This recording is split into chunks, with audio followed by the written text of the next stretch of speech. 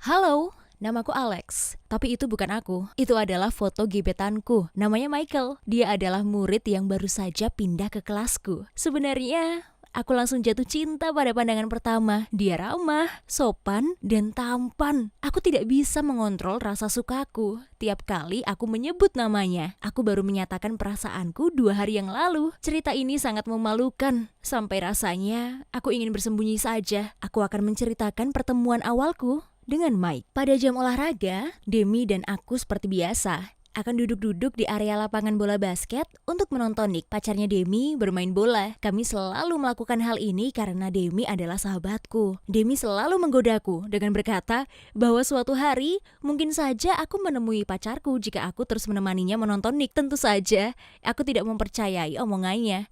Sampai sebuah bola basket melayang ke arahku. Aku bahkan belum menyadari hal itu ketika seorang cowok bertubuh tinggi dengan kulit berwarna kecoklatan melempar bola itu menjauh dariku. Jantungku rasanya mau meledak. Aku tidak pernah melihat cowok ini sebelumnya. Cowok itu kemudian tersenyum lebar padaku dan bertanya mengenai kondisiku. Waktu itu aku tidak tahu harus berkata apa. Karena aku merasa malu. Demi melihatnya dan ia berterima kasih pada cowok itu. Aku merasa menyesal ketika cowok itu pergi. Gara-gara kejadian itu, aku terus memikirkannya. Mungkin saja kan aku dan Mike memiliki takdir seperti di film-film. Keesokan harinya, kelasku kedatangan murid baru. Dan ternyata murid itu adalah cowok yang kemarin menolongku. Sejak saat itu, aku terus-menerus melihatnya. Dan aku mulai jatuh cinta padanya. Demi menasihatiku dan berkata bahwa aku harus mengungkapkannya pada Mike. Tapi aku takut cintaku ditolak. Seiring berjalannya waktu, kami terkadang saling bertatap mata dan mengobrol. Mike juga membantuku mengerjakan banyak hal,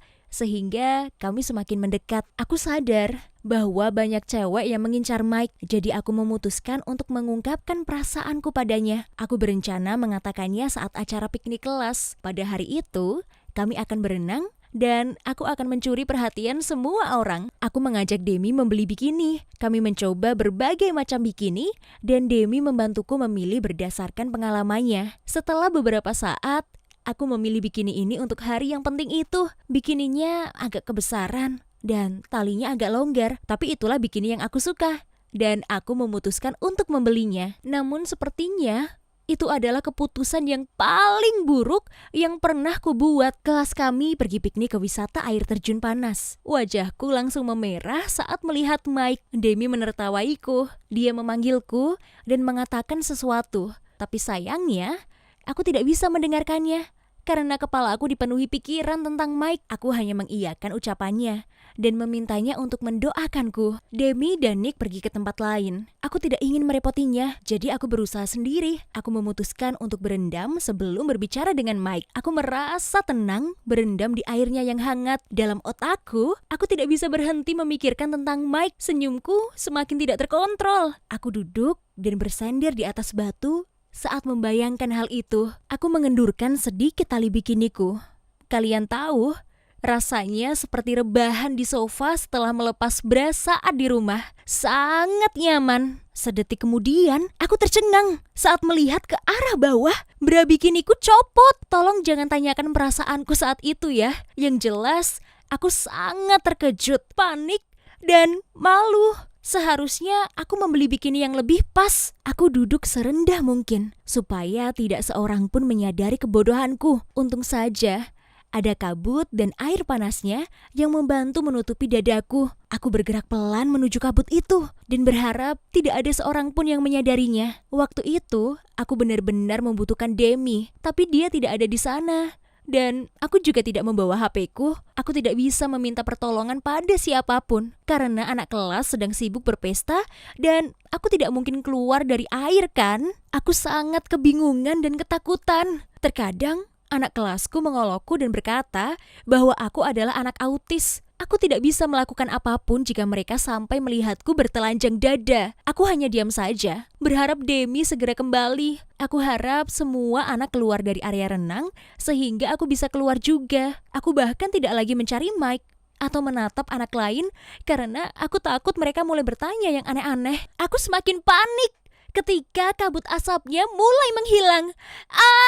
Apakah aku akan segera ketahuan? Teriakku dalam hati. Otot mukaku semakin kaku dan kedua tanganku berusaha menutupi badanku. Situasi ini semakin memburuk. Jika aku ketahuan, aku akan diolok-olok oleh teman sekelasku. Aku berusaha menyiapkan mentalku jika itu memang terjadi. Tapi ternyata Tuhan masih baik padaku. Kabut asapnya kembali menebal. Aku hampir menangis karena merasa lega. Sampai akhirnya aku lihat ada seseorang yang menghampiriku. Aku tidak bisa melihat orang itu karena kabutnya terlalu tebal. Ini sangat menakutkan. Aku menenggelamkan badanku semakin dalam, berharap orang itu segera pergi. Tapi tiba-tiba terdengar, "Alex, kamu gak apa-apa?" tanya Mike. Aku mengangkat kepalaku dan melihat bahwa orang itu adalah Mike. Waktu itu aku tidak tahu apakah aku harus merasa senang atau sedih. Aku diam, tidak menjawab pertanyaannya. Mike berkata bahwa dia melihatku berendam terlalu lama. Mungkin saat ini hanya Mike yang bisa menolongku. Aku memutuskan untuk menceritakan semuanya dan meminta pertolongannya.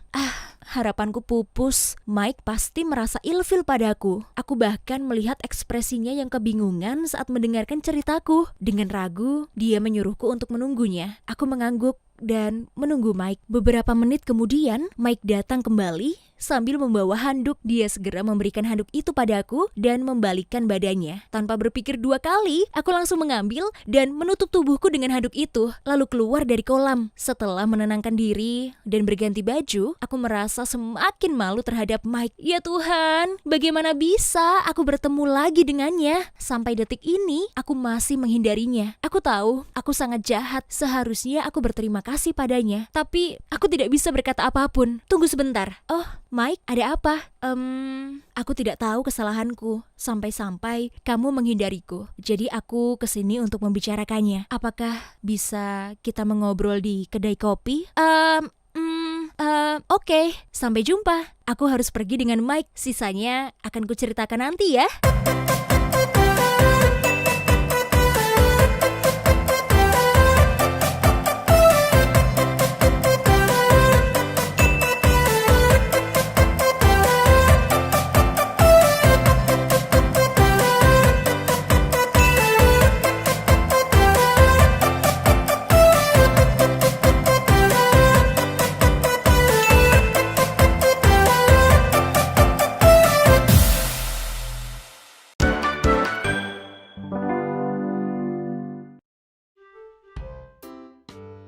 Waduh! Gua kesini mau minta tolong kalian. Neraka lagi bocor.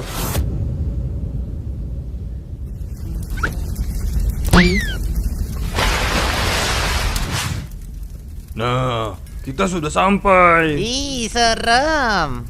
Terus cara nambah lubang nerakanya gimana? Dengan cara melemparkan anak yang paling durhaka ke dalam lubang ini. Maka lubangnya akan tertutup secara otomatis. Kira-kira siapa ya anak paling durhaka di sini?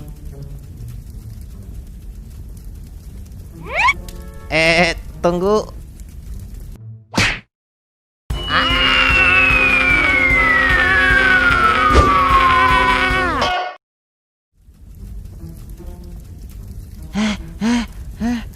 Anda di mana, Ku? Siapa kamu? Haha, aku Alice.